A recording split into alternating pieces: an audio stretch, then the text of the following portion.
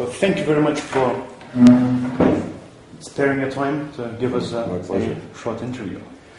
We'll start with Lithuanian and Polish relationships. Lithuania and Poland are going through one of the most difficult periods in their relationship, as you already know. And recently, Edward Lucas of The Economist said that since the Baltic region is so much dependent on the Polish goodwill for this region's integration into Europe, let's say energy, transport, communications, the Latvians and the Estonians will hate the Lithuanians if Lithuanians will not sort out the problems with the Poles. Would you comment on that? How would you comment on that? Well, I wouldn't use the word hate, but I think it's clear, speaking on behalf of Latvia, that we're very interested in a strong relationship with Poland as well as with our Nordic neighbors. I think Baltic regional cooperation is essential. I was just in Warsaw last week for a meeting of the Foreign Affairs Committee chairman, and I think we have so much in common with Poland on issues like the Eastern Partnership, issues concerning Belarus, Ukraine, Moldova, Georgia, that cooperation is essential. Whatever differences Lithuania may have with Poland are overshadowed, I think, by what we have that's in common interests and common opportunities. It's simply the shared experience of being formerly part of this old Soviet empire puts us in a different position than some of the previous older members of the EU. So I think both Estonia and Latvia will definitely encourage Lithuania to resolve these differences and hope that they will be resolved so that it won't be at the expense of our cooperation. I think what we saw even today at the Riga Conference, the fact that we had basically a Baltic Sea representation, 5 prime ministers, Prime Minister Tusk, Finnish Prime Minister, that's the direction we have to go, is that we have to focus on what we have in common. Thank you. Would you say that, let's now going to go into a different case, would you say that the EU and its, let's say, our Baltic partners have expressed enough solidarity with Lithuania over the case of Mr. Golovatov, the former KGB officer who was released by the Austrians about a month and a half ago? I definitely would have wanted to see greater support from other EU countries. Latvia, our foreign ministry, immediately expressed support for that. I did as well as chairman of the Foreign Affairs Committee, and Mr. Zingadis wrote me a very nice letter after that thanking me for it, because our parliament was at that point not in session. There wasn't an opportunity to do anything more, but I think we felt, along with Lithuania on this issue, it was very disturbing, because to me I found Austria's decision legally questionable and ethically very wrong. And I don't know all the details of what kind of pressure was put on them, but this is another example where I think the EU, countries of the EU have different relationships with Russia. They have bilateral relations where their national interests take precedence over a common EU position. And I think in particular we've seen that on energy, on other cases where it's very hard to get an EU position on Russia, especially one that supports the Baltics. Thank you. Actually, those, I'm not sure if you did it yourself, but those who are driving by car from Riga to Vilnius must follow road signs to Kaunas. This tradition, from what I understand, was kept since interwar period when Vilnius was part of Poland. How come the modern Latvian state still lives in the past?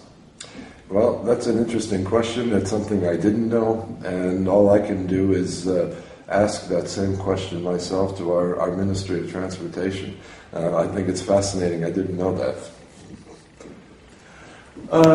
Talking about the history, it is said that history tends to repeat itself, and during the interwar period, before World War II, there were 4 Baltic states: Lithuania, Latvia, Estonia, and Finland. The Finns somehow managed to get into the Nordic Train. Do you think that the Baltic states will have enough time to jump into the Nordic Train this time? Or is it only Estonia which is going to make it? Well, first of all, we are 50 years behind Finland because of the Soviet occupation. And I am firmly convinced that had the Soviet Union not invaded the Baltic States, today we would be at that same level. Whether we are looked upon as Nordic or Scandinavian is another question, whether you interpret that culturally, politically. I think in terms of our political interests and perhaps Baltic Sea regional interests, yes, I think we are moving in that direction. It's really up to Lithuania, it's up to Latvia. The Estonians have made their choice, but they have a very powerful influence from Finland, both linguistically, culturally, ethnically. I think Latvia also, most of our politicians have expressed an affinity for Swedish policies. Our party has talked a lot about Finnish educational system. Finnish prime minister is in Riga today. I think Latvia, at least many of us in Latvia, want to move in that direction. And it's really up to us and how much we want to identify ourselves as Nordic and Scandinavian. As a person who's thought a lot about nation branding and regional branding in the Baltic Sea region, I think it's very important for the Baltic states to be associated with the Nordic or Scandinavian states, because the further you get from the Baltic Sea, you start going to Malaysia, China, Korea, they look at this region as a whole. And I think for us to be associated with the prosperous and democratic North is in our favor, as opposed to our former Soviet occupiers, Russia. How could the Baltic Nordic region could start integrating societies faster as societies as such? Perhaps we should get integrated amongst the Baltic states first before that. Are we actually capable of understanding that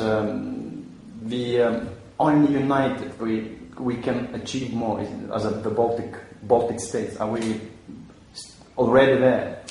Well, I remember I often had people ask me, why don't the three Baltic states unite and form one big country? And I always said that the three of us fiercely fought for our independence. As soon as we achieved it, our next goal was to maintain our independence from each other. I think there are too many historical and cultural differences, and there's too much pride in our own nationality for us to even consider something like that. But that does not mean that we cannot cooperate. And we do have many different formats and structures for cooperation. We have the Baltic Council and the parliamentary assemblies. I know our scientists and others cooperate. We need to continue that. In some ways, our relationship between us is like the Nordics, who are both friends but also competitors, because we are also competitors for investment, for cooperation projects, and you can't get away from that. Vilnius, Riga, and Tallinn compete with each other. And at the same time, I think when we cooperate, especially in areas like tourism, we know that the majority of tourists who come from far distances come to visit all three of our countries. They see us as the Baltic states. And I think here again, cooperation amongst ourselves in every level possible. And one of the things that I've noticed is that when we're in our home countries, we're defiantly patriotic versus one another. The moment Lithuanian, Latvian, and Estonian delegations go to a conference, say in Spain, we tend to stick together. We sit at the same tables. At international conferences, we consult more with our Nordic colleagues, so that there is a natural tendency for us to work together the further we are away from our homelands, and also where there aren't competing interests. Our Minister of Foreign Affairs stated quite recently, actually on the 10th of September, that one of the most convenient ways of such integration is trying to exchange information between the Baltic and Nordic countries, and to create a single Baltic-Nordic information zone. Once again, the Nordics already has such a zone. How can we learn from the Nordics and implement it here in the Baltics?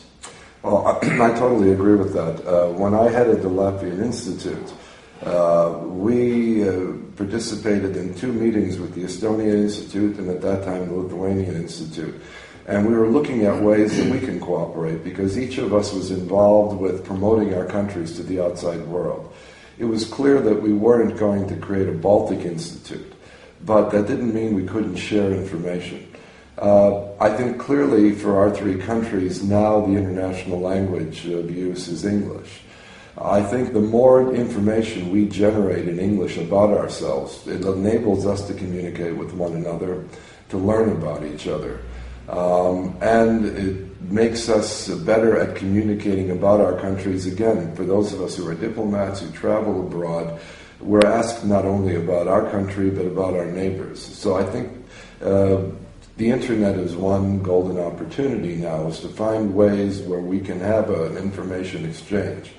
And I was thinking that once, not too long ago, there was a conference between Estonia and Latvia about the same issue. And I remember that I was told by my parents that in the pre-war years, at least in Latvia, it was a tradition that Latvian students had to learn the Lithuanian and Estonian national anthems. And they sang those anthems on the national days of these countries. It's a small thing, but maybe that's a tradition that should be started up again, because that's a step in the direction of rebuilding these ties and showing respect for our neighboring countries. Thank you very much for your answers. My pleasure. And I would like to say all the best for the elections. Thank you very much. Okay.